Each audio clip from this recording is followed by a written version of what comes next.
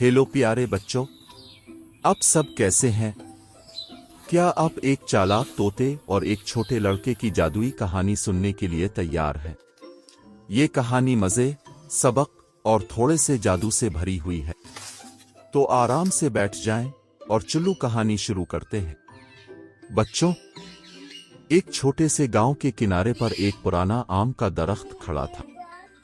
इस दरख्त की शाखों पर एक खूबसूरत तोता बैठा था, जिसके पर सब्ज और सुर्ख थे।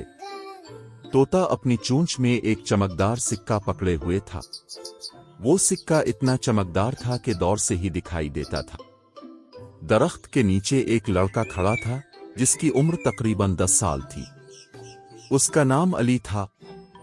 अली ने तोते को देखा और उसके हाथ में चमकदार सिक्का देखकर उसकी आंखें चमक उठीं।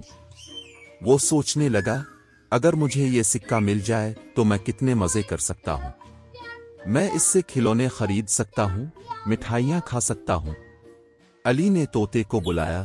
अरे तोते, ये सिक्का मुझे दे दो, तुम्हें इसकी क्या जरूरत है?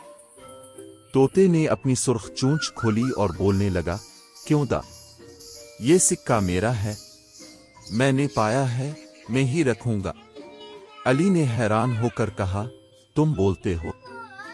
तोते ने फख्र से सर हिलाया, हाँ, मैं बोलता हूं, और मैं ये सिक्का नहीं दूंगा।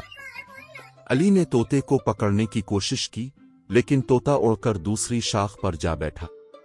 अली ने फिर कोशिश की, लेकिन तोता हर बार उड़ जाता। आखिरकार अली थक कर बैठ गया। तोते ने अली को देखा और कहा, देखा, लालच अच्छी चीज नहीं है।